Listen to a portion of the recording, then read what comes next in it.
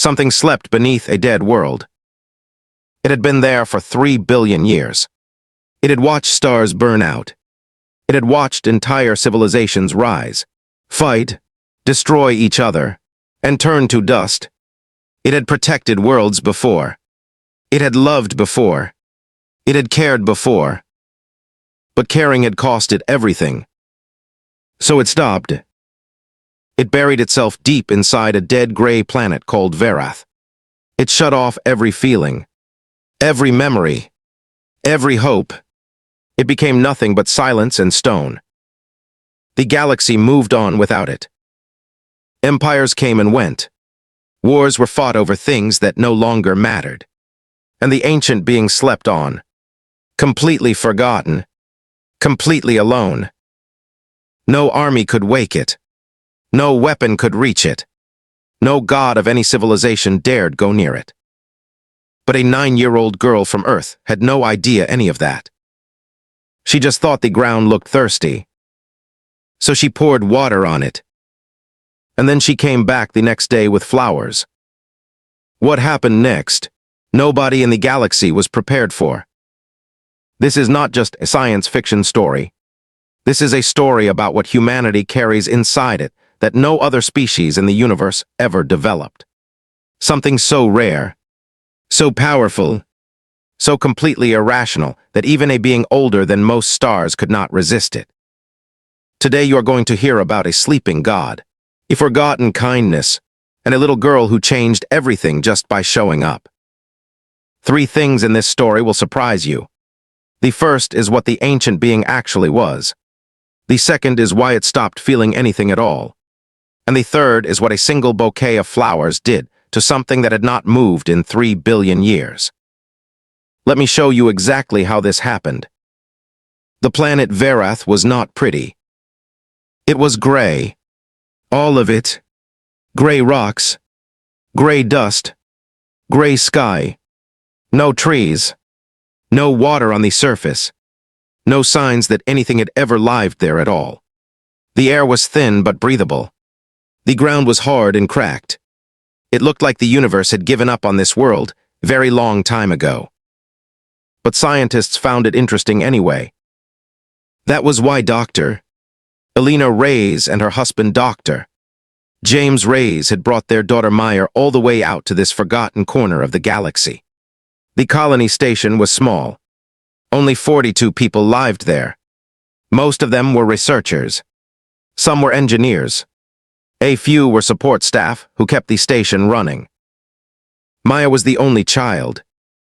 She was 9 years old with dark brown eyes and a habit of asking questions that adults struggled to answer. She wore her hair in 2 braids every single day because her mother said it kept it out of her face, and Maya had decided that made sense. She had 3 stuffed animals in her bunk. She had a small tablet loaded with books. And she had a tin box filled with seeds that her grandmother had given her before they left Earth. Every living thing wants to grow, her grandmother had said. Your job is to give it a chance. Maya took that seriously. The problem was that Verath did not look like a place where anything wanted to grow. The soil, if you could call it that, was more like powder. Fine gray powder that got into your boots and your lungs, and your food if you were not careful. The scientists wore filter masks outside. Maya wore hers too, but she still snuck out every afternoon when her parents were deep in their work, and the other adults were busy with their screens. She liked the quiet of Verath. There was something about it that felt heavy. Not in a scary way. More like the way a room feels after someone has been very sad in it for a long time. Like the sadness had soaked into the walls. Verath felt like that. Like it was holding something it could not let go of. On her 4th day of exploring, Maya found the crack. It was at the base of a low ridge about 10 minutes from the station. The crack ran about 2 meters long and was maybe as wide as her hand. It was not unusual for Verath to have cracks. The whole surface was covered with them. But this one was different. This one was warm. Maya crouched down and held her palm just above the opening. Heat rose from it. Not burning hot. Just warm. like a sleeping animal, like something alive was breathing underneath. She looked around. Nobody was watching. She pressed her ear close to the crack and listened. She heard nothing, but she felt something, a deep, slow vibration, so low it was almost not a sound at all, more like feeling in her bones, like the planet itself had a heartbeat. She sat back and thought about it. Then she pulled out the small water bottle from her jacket pocket and poured a little water into the crack. "You look dry," she said quietly. She was not sure why she said it. It just seemed like the right thing to say. She walked back to the station before dinner and did not tell anyone what she had found. Not because she thought she was doing something wrong, but because she had learned over her 9 years of life that adults had a way of turning interesting things into complicated things. She did not want anyone to put a fence around her crack. That night she opened her tin box of seeds. She pulled out a small packet. Her grandmother had labeled it in neat handwriting. Wild clover mix. Hardy. Grows almost anywhere. Smells wonderful in the morning. Maya smiled. She put the packet in her pocket for tomorrow. The ground was warm. Something was down there. And whatever it was, it had been alone for a very long time. She was going to fix that. Deep beneath the surface of Verath, something shifted. It was the tiniest thing, barely a ripple, like a single drop of water falling into an ocean so vast and so still that even the smallest movement echoed for miles. But it felt it. The ancient being had no name that any living language could pronounce. Civilizations that had come before humanity had called it different things. The Endless One, the Grey Keeper, the Sleeping Fire, the Arvilkai, species that had risen and fallen 600 million years ago, had called it simply the oldest. It had watched the Arvilkai build their first cities. It had watched them reach the stars. It had watched them go to war with their neighbors. It had watched them die. It had watched the same story play out 417 times across 417 different civilizations. Each time it had hoped for something different. Each time the ending was the same. And so 3 billion years ago, it had made a decision. It went down, into the rock, into the core. It folded its consciousness into itself like a piece of paper folded so many times it becomes a tiny hard square. It stopped watching. It stopped feeling. It stopped caring. It simply waited. For what? It did not know. It had stopped asking that question. But then the water came. It was such a small amount. A few milliliters at most. It trickled down through the crack in the surface and touched the outermost layer of the being's dormant form. And with it came something the being had not registered in a very, very long time. Warmth. Not the warmth of temperature. The being was far beyond being affected by physical heat or cold. No, this was a different kind of warmth. It was the warmth that comes from intention. The warmth that is present when someone does something not because they have to, but because they want to. Because they thought about something other than themselves and decided to act. The being registered it the way a sleeping person registers sound. Not fully, not consciously, but somewhere in the dark something heard it. It did not wake up, but it turned over. The next day the water came again. This time there was something else with it, small and fragile and alive. Seeds. They had fallen through the crack and landed in the warm gray dust at the top of the being's buried form. They sat there tiny and patient. The being felt them the way you might feel a feather landing on your hand while you sleep. And again that warmth. That impossible, irrational warmth. It came from something small, something above, something that had no reason at all to be kind to a crack in the ground on a dead planet. Something that was doing it anyway. The being had analyzed civilizations for billions of years. It had studied behavior patterns. It had calculated motivations. It understood survival instinct. It understood strategy.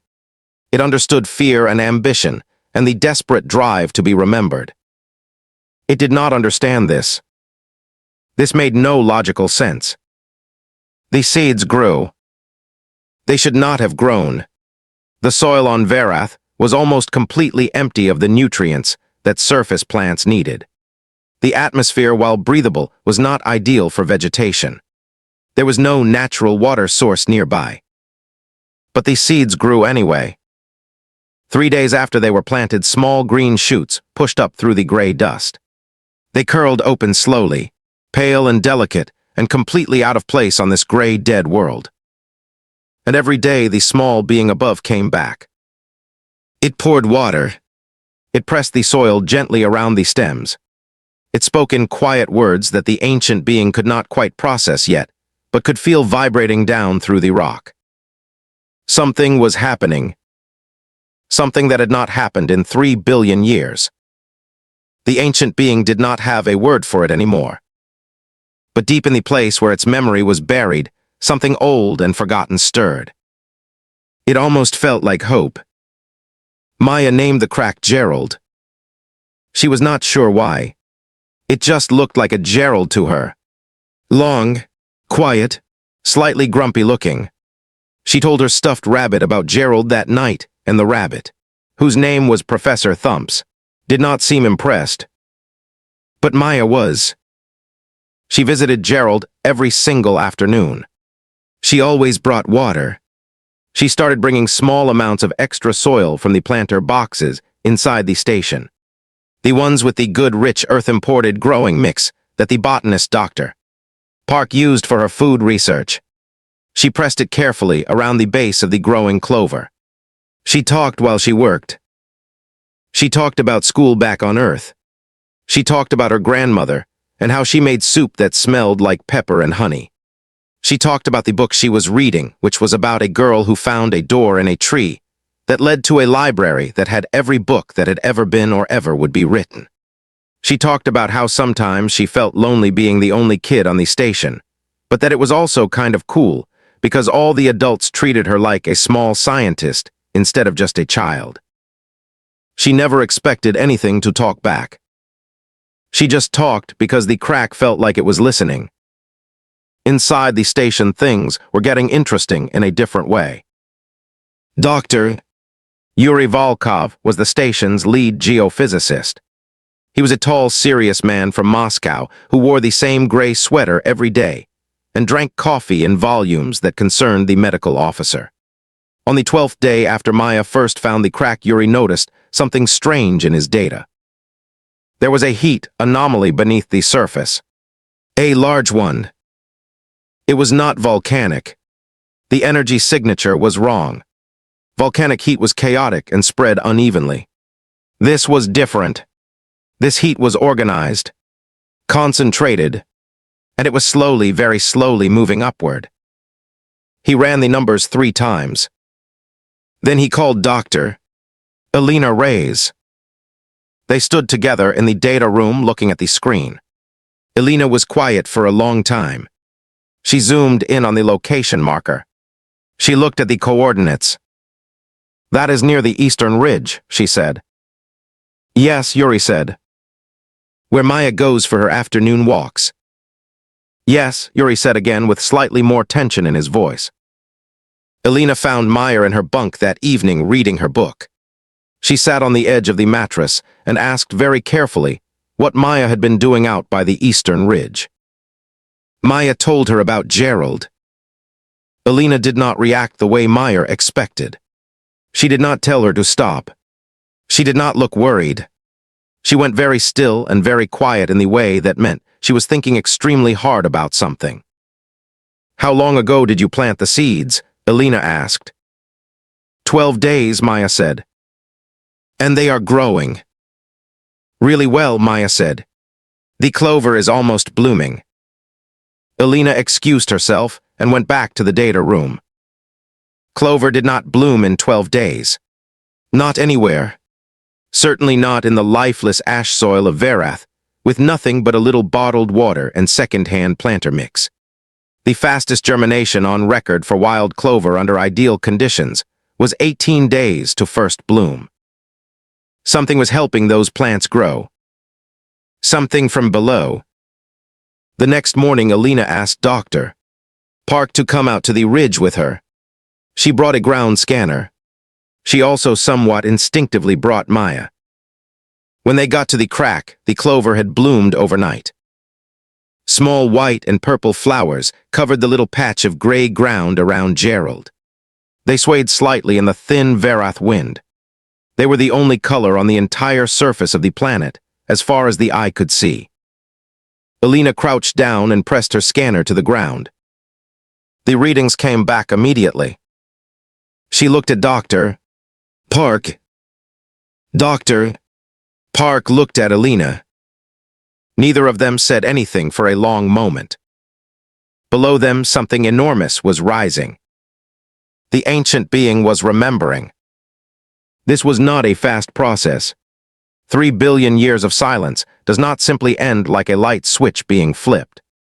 It was more like a deep ocean slowly warming, layer by layer, starting at the very bottom and working toward the surface. The first thing it remembered was motion. It had moved once, freely, through space, through the dark between stars. It had been enormous, and it had been powerful, and the feeling of moving through the vacuum of space had been something close to joy. Not joy exactly, but something that lived next door to it. The second thing it remembered was purpose. It had protected things, small fragile things, worlds with thin atmospheres and oceans, full of bacteria struggling to become something more. It had wrapped its consciousness around those worlds like a warm hand cupped around a candle flame. It had kept the worst things in the galaxy at bay, while life found its feet. It had done this for millions of years. It had loved it. The third thing it remembered was the betrayal. This memory came slower, heavier. It pressed down on everything else the way stone presses down on a seedling trying to grow. The Karath had been the most advanced civilization the being had ever protected. They were brilliant, creative, passionate. For 10,000 years, they had built something extraordinary. Art, music, science that bent the rules of what was thought possible. They had reached out into the cosmos and called themselves the caretakers of life. The being had believed them. When the Karath went to war with the Ceruvian people, the being had tried to stop them. It had spoken to their leaders. It had shown them what war would cost. It had offered itself as a mediator, as a protector of both sides. The Karath had used that offer as a weapon. They had found a way to trap the being, to chain its consciousness to a single point in space, while their ships burned the Ceruvian worlds one by one. When they were done, when the Ceruvians were gone, when the stars where they had lived were cold and empty, the Karath had released the being and left. They had called it naive. They had called it a tool that had outlived its usefulness. They had called it the galaxy's greatest fool. The being had not destroyed them. It had wanted to. For one single terrible moment, it had felt the full weight of what it could do pressed against the walls of its restraint. It could have ended them in seconds. It could have unraveled their sun. It could have turned their golden world to dust before they could draw breath to scream. It had not, because that would have made it the same as them. So instead it had come here, to Varath, to this gray dead place where nothing lived and nothing grew and nothing could hurt it or be hurt by it. And it had gone to sleep. But now there was a child above it planting flowers in the ash. The being reached out, carefully, just a thin thread of consciousness moving upward through the rock like a root finding water. It touched the surface gently. It felt the small, warm presence above. It felt the life in those tiny hands pressing soil around delicate stems. It felt the simple and completely unreasonable joy of a child who had decided that a crack in the ground deserved flowers. It reached further, Careful not to frighten. Careful not to overwhelm. It touched Maya's mind the way you touch a butterfly you do not want to disturb. And it saw everything. It saw her grandmother's kitchen. It saw Professor Thump sitting lopsided on a bunk. It saw the tin box of seeds. It saw a little girl deciding completely on her own that a dead-looking planet deserved some color. Not for any reason. Just because. The ancient being had studied 417 civilizations. It had never seen this before. Not once. Not in 3 billion years. It did not have a name for what it was feeling. But somewhere inside it, something that had been locked for a very long time began very quietly to open. On the 21st day, the ships arrived. There were 11 of them. Long dark vessels that blocked out the twin moons when they entered Verath's orbit. They moved without sound in the vacuum above. Inside the station, every screen and alarm activated at once. The Voakai were not unknown to human space. They had been classified as a Class 4 contact species. That meant they communicated. They traded. They were generally not aggressive toward human colonies. Generally. But the Voakai did not come to Verath for human colonies. They came for the core. Verath's planetary core contained one of the densest concentrations of crystallized dark energy in this sector of the galaxy. The Voakai had been mapping it for years. They had waited until the small human research stations' survey permits were close to expiring. They had planned to arrive after the humans left. They had not planned on the humans staying longer than expected. And they had absolutely not planned on what their deep scan instruments showed them when they entered orbit. Their lead science officer, a tall gray-skinned, being named Executor Valn, stared at the readouts for a full 2 minutes without speaking. Then he spoke very quietly into the ship's communication system. All vessels. Weapons ready. Emergency Protocol 7. Emergency Protocol 7 was the Voakai response to an existential threat. The thing beneath Verath's surface had a name in Voakai history. They called it the Wound That Walks. Their oldest records carved in black stone on their homeworld described it in one single sentence that young Voakai were taught to memorize before they learned anything else about the galaxy. Do not go where the wound that walks has rested. Valn had 11 warships and more firepower than any human fleet in this sector. He was still afraid. He opened a channel to the human station. The message was simple. Leave. Leave now. Take your small ships and your small bodies and go. You have 4 hours. What is beneath this planet is not something any living species should be near when it fully wakes. Station Commander Chen received the message. He read it twice. Then he called an emergency evacuation meeting. Everyone in the station gathered in the main hall within 6 minutes. Everyone except Maya. She was already outside at the eastern ridge because she had seen the ships in the sky from her bunk window and had gone straight to Gerald. She knelt in the gray dust next to the blooming clover. She could feel the warmth coming up stronger than ever now. The ground hummed beneath her knees. Something is happening, she said quietly. There are ships up there, and the adults are probably freaking out right now. She paused. I do not think you should worry, she said. I am not going anywhere. Her mother found her 12 minutes later. Elena Reyes ran across the gray plain with her heart in her throat. She grabbed Maya by the shoulders and told her they had to go right now. The evacuation was happening. Commander Chen had ordered it. Maya looked at her. Mom, she said, I cannot leave Gerald. Maya, that crack in the ground is not. The ground moved. Not violently.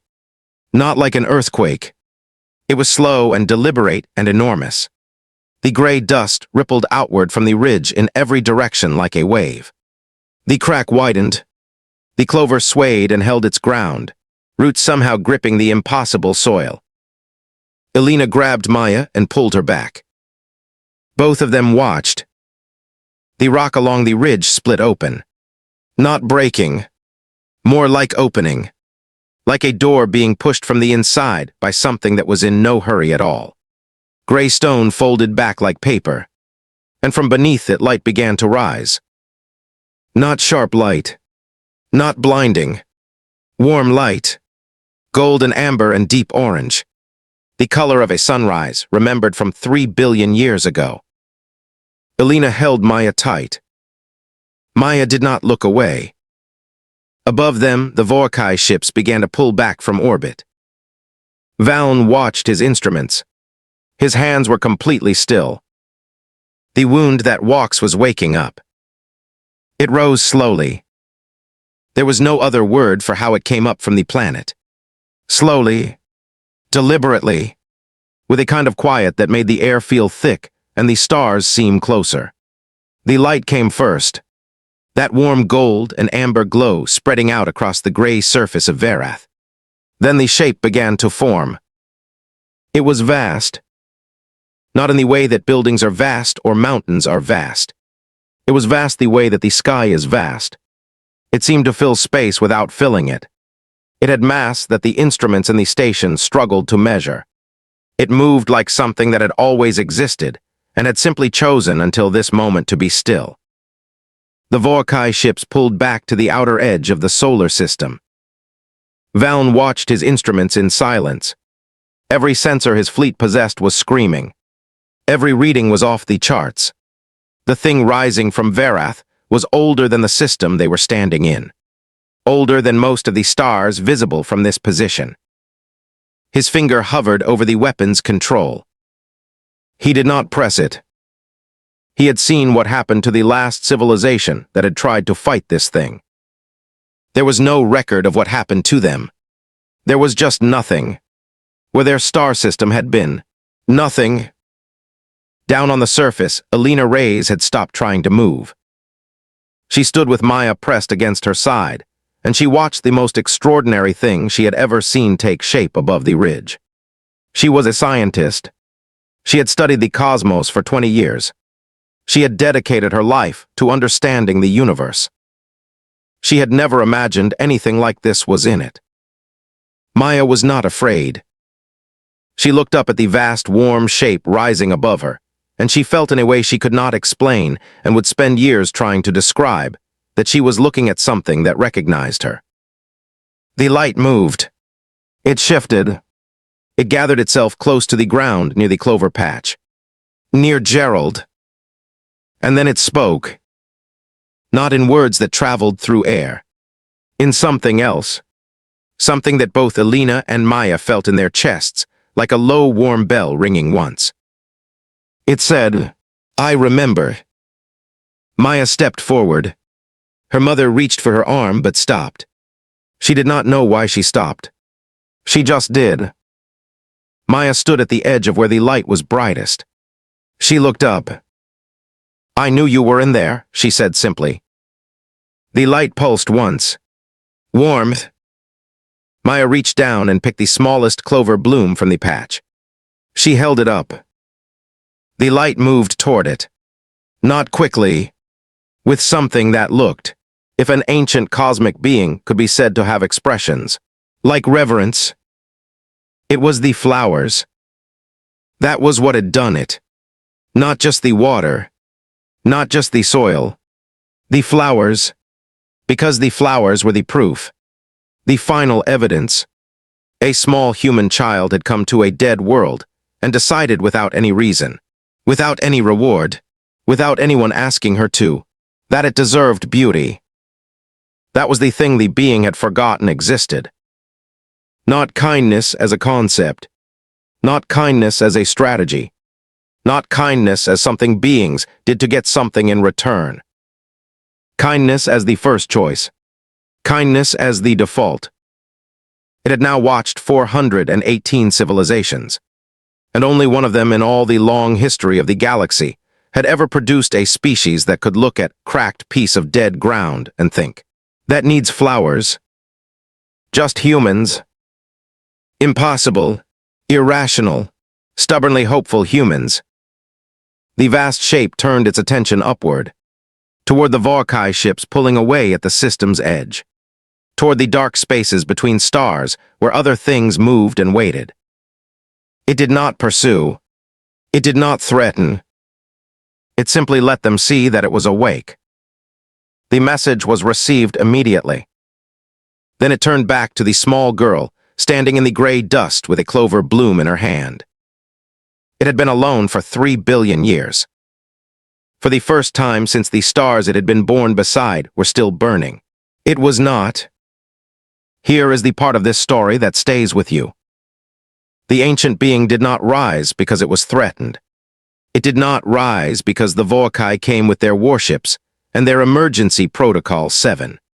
It did not rise because any army or weapon or force in the galaxy pushed it to the surface. It rose because a little girl brought flowers to a crack in the ground. Think about that. 3 billion years of silence. 417 civilizations studied and watched and mourned. The most powerful thing in the known galaxy choosing to sleep forever because it had decided that nothing in the universe was worth waking up for. And then one child, 9 years old, a tin box of seeds and a grandmother's advice, and a heart that simply could not walk past something that looked alone without trying to help. That was enough. That was more than enough. The scientists at Verath Station would spend years writing about what they witnessed that day. Alina Reyes published a paper that is still debated in universities across human space. Yuri Volkov never did explain the energy readings to anyone's complete satisfaction. Dr. Park kept one of the clover blooms pressed between 2 sheets of preservation glass. She called it the most important plant specimen in human history. Commander Chen reported to the Colonial Authority that the Vorkai had been successfully deterred and that the station wished to extend their survey permit indefinitely. He listed the reason for the extension as scientifically significant findings. This was in its own way the greatest understatement in the history of human exploration. The being stayed near Verath. It did not leave. For the first time in 3 billion years, it had found a reason to remain close. The galaxy learned very quickly that the little human colony on the dead gray planet was not to be touched. Not because humanity had a powerful military, not because humanity had forged some great alliance, but because something ancient and vast and incomprehensibly powerful had decided of its own free will to stay close to the species that had reminded it kindness existed. Because a child showed up with flowers. If this story opened your eyes to something you did not expect, then you already understand why humanity is different, and why the universe is still learning that. Let us talk about what this story actually means. Because this is not just science fiction. The best science fiction never is.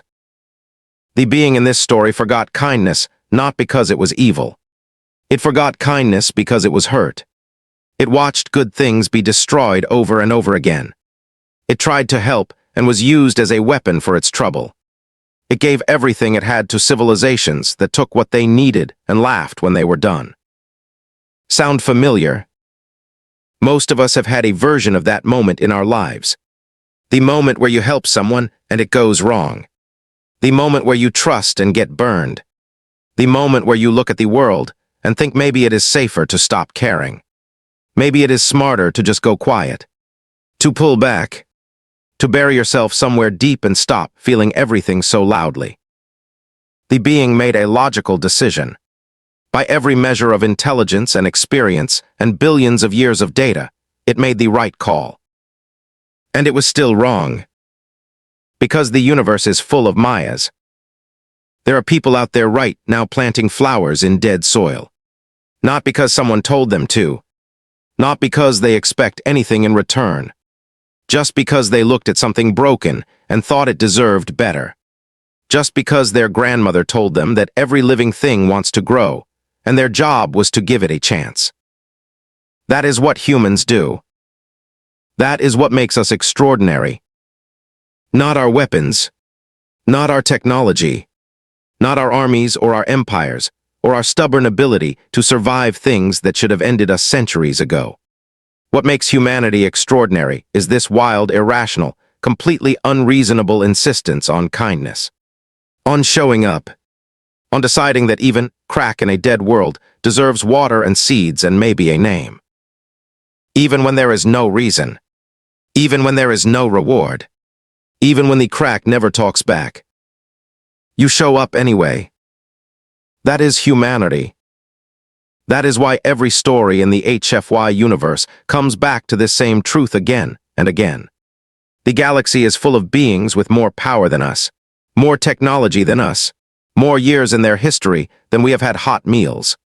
And not one of them looks at a dead world and thinks to bring flowers. Only us.